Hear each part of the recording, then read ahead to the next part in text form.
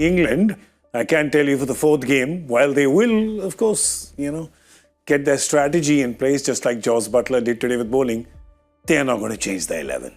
They're not going to do it. Right? Right, they have Michael? a forced change in Smith. Jamie Smith. Yeah, Jamie Smith had a calf injury. I think he was doubtful before the start of the game. So they made him keep the wickets, but now he went back again and Phil Salt took the wickets from him. So which means that maybe not him then for the next one? I think there will be one change. Okay, so besides the forced change, Michael? I think Jacob Bethel Michael's doing this again. Michael's like the spinners coming in. Michael, I have footage of you for 3 games now doing this. But it won't be the front line spinner Rehan Ahmed. It'll be Jacob Bethel will come in. So he'll play. He played the first game. He'll come back in, and if they need an over or 2 from a left-arm spinner, I'm pretty sure that's what they'll go with. So that's it. If the first change, Jacob Bethel, but not making a change to their bowling, and maybe after today, if you need to make a change, even if you say you want to get the spinner in, who do you get him in for? Because you've got to, again, like Michael said last time, either you tell Jofra, Archer or Mark Wood, yes, you've bowled 3 matches in a go, right? You're bowling your 150 Rockets, because Jamie Overton did well today with the ball. Bryden Cass has done well in 2 games now. Those 2 are not going. So then I guess if you want to get a spinner in, it's only in place of Wood or Archer. Well, we all can talk about it, but they're not even thinking about it. So I will not waste my energy on that. Shifted. Yeah, I mean, if at all they would have been thinking about it, they would have made that change in Chennai. Yeah. That's the most ideal pitch for that, or Rajkot.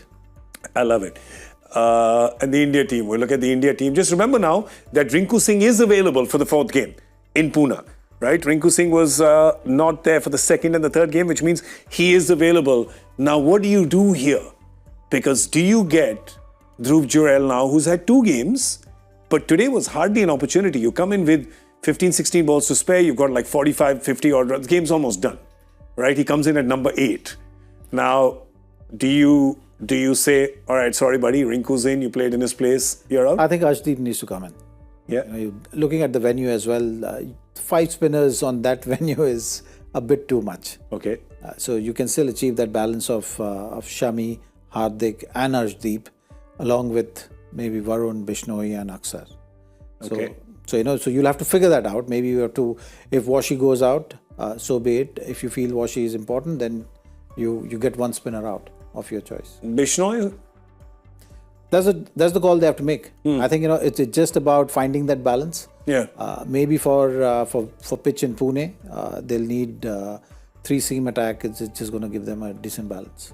What do you think? Michael? Because obviously, yes, Arshdeep sat out today's game for Mohammed Shami, and of course, it makes a difference because you see those 44 runs added for the last 2 wickets, and it takes you back to, well, that's where Arshdeep would have operated, right?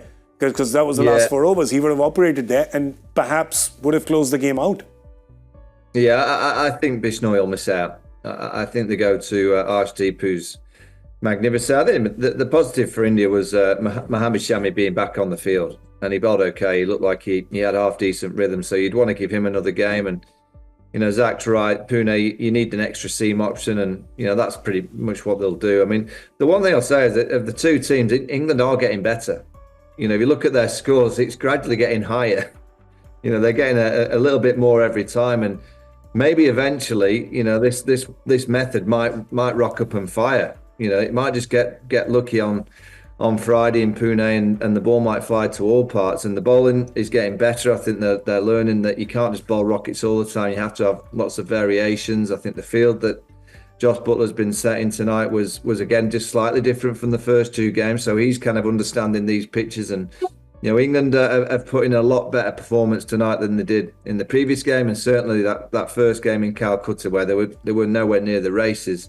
So India will have to find that rhythm of play that they've had over the last year to beat this England side. The one thing for sure with Baz McCullum, England won't be scared of going out there and having a dash and playing with a real kind of freedom of positivity.